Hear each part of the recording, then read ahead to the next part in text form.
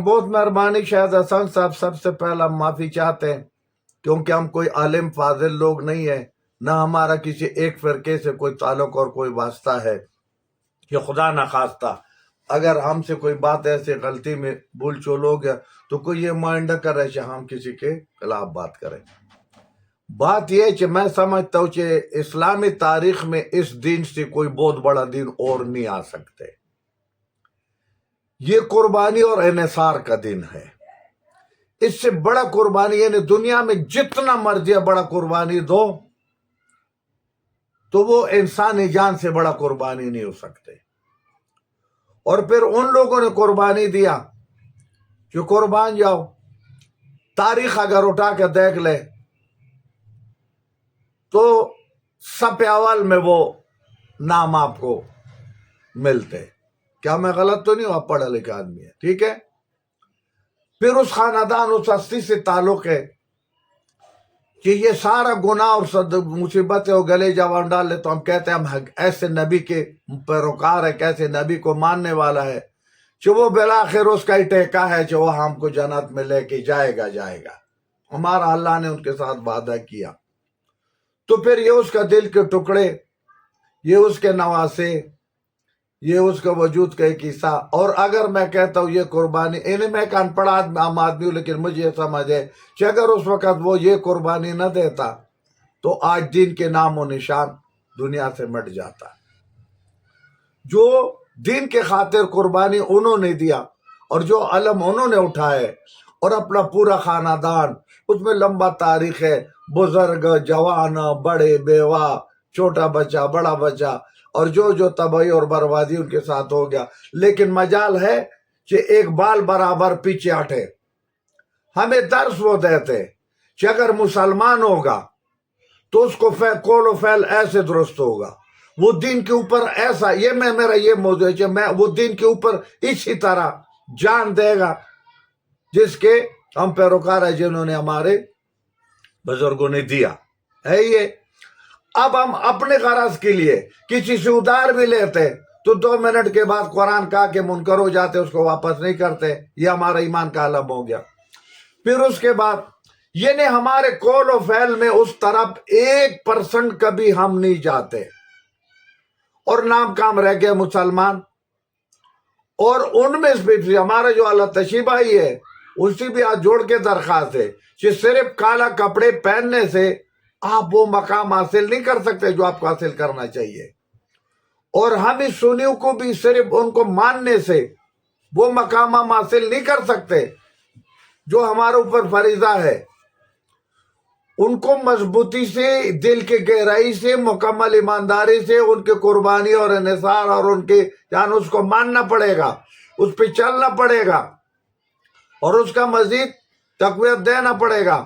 ہم بھی ادھر عام گلی گلوچوں میں جناب سے بس ہم نے صرف جو ہے نا اللہ تشریف بھائیوں کا حوالہ کیا کہ بھائی یہ آپ کا ٹیکہ ہے، نہیں، یہ ہر کلمہ گو کا ہمیں اس دن ہمارے گھروں میں بچپن سے جب ہم پڑھے ہیں، ہمارے روزے ہوتے ہیں، طریقہ کار تھوڑا مختلف ہوتے ہیں۔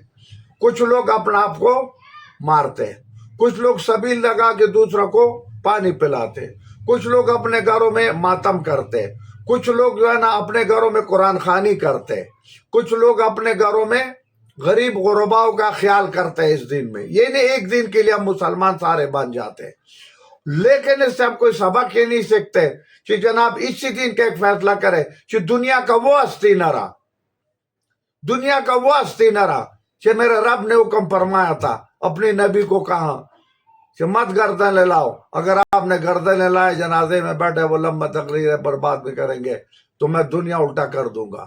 وہ حسن حسین جب دنیا سے چلا گیا تو میں اور آپ اس کی جوتے کے خاک بھی نہیں ہے۔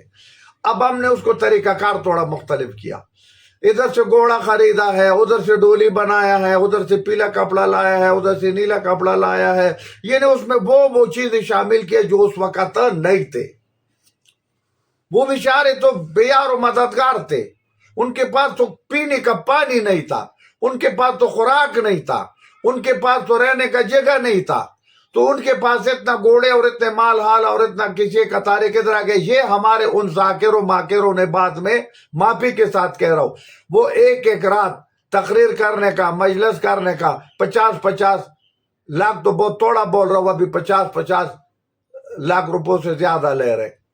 اچھا ان کو ان میں بانٹے جس نے ادھر نہیں اصل چیز جو بگاڑو گے تو اس کا دین میں ایک لفظ اضافہ کرنا یا ایک لفظ کٹوانا یہ گناہ و جرم ہے.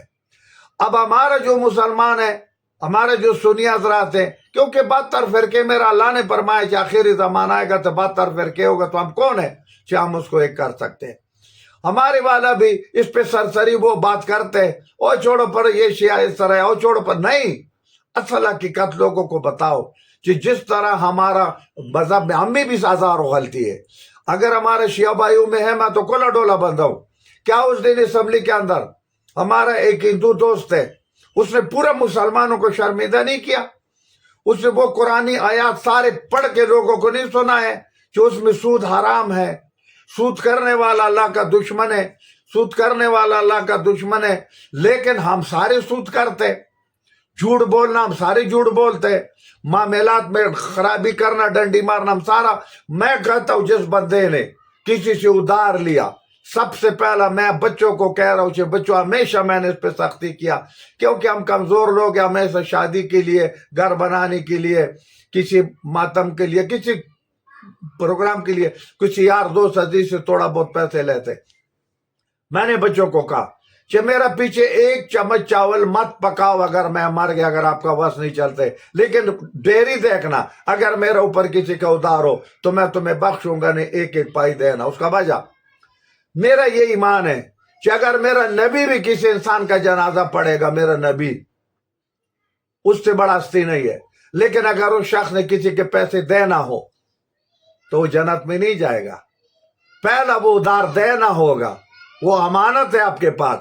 ادھر ہمارا دیکھو رشوت کے طور پر کتنے بڑے بڑے بکسے لوگ لے رہے، کتنا اربوں لے رہے. ہر کاغذ کو ہاتھ لگاؤ، پاسپورٹ بناؤ تو پیسے دو، شناختی کارڈ بناؤ تو پیسے دو، پہلا کام کرو. پھر میں کیا آپ کو بتاؤ اس پہ لمبی قصے ہے. کسی نے یہ سوچا ہے کہ میرا اللہ نے ادھار کے لیے یہ کہا؟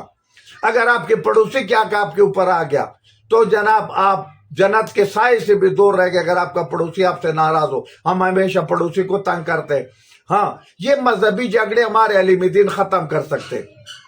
شیعہ، سنی، بریلوی، دیوبندی جتنا بھی ہے، ایک اللہ کو ماننے والا ہے، ایک نبی کو ماننے والا ہے، ایک قرآن کو ماننے والا ہے، ایک کلمے کو مڑنے والا ہے، ایک زمین میں جانے والا ہے، ایک یوم حساب دینے والا ہے، روز معاشر و قیامت پر سب کا ایک ایمان ہے. تو پھر یہ بیچ میں سے یہ لڑائی جھگڑا کیوں؟ یہ بیچ میں سے عالم و فاضل لوگوں نے اپنے اپنے دکانداری اور تانا داری کے لیے چھوٹا موٹا بنائے. یہ نہیں ہونا چاہیے، یہ نہیں ہونا چاہیے.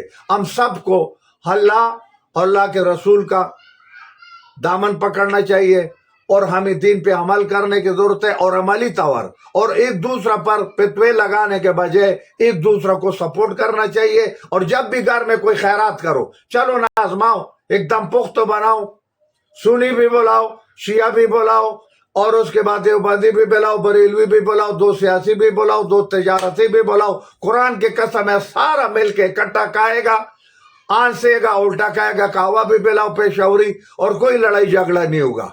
ان کو ٹی وی پر بلاؤ، لیکن لوگوں کے لیے بلاؤ کہ مسجد میں بیٹھاؤ. ابھی بیٹھا نہیں ہے، دوسرا مسجد کے پیچھے شروع ہے، ابھی بیٹھا نہیں ہے، تیسرے کے پیچھے شروع ہے. تو اس وقت میرا کہنے کا مقصد ہے، مجھے سارا دنیا معاف کرے کہ علم دینوں کا رول بہت بڑھ گیا.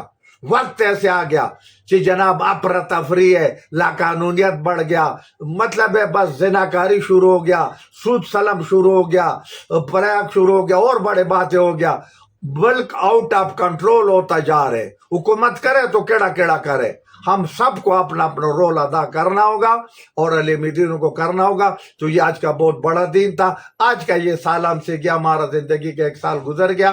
پاک پروردگار ہمیں عمل کرنے کا توفیق دے، اور اللہ پروردگار ہمیں ایک دوسرے سے لان تان سے رکوا دے. اللہ ہمارا عقل پر سے یہ پردہ اٹھا دے. تو پاکستان زندہ باد، اسلام زندہ باد.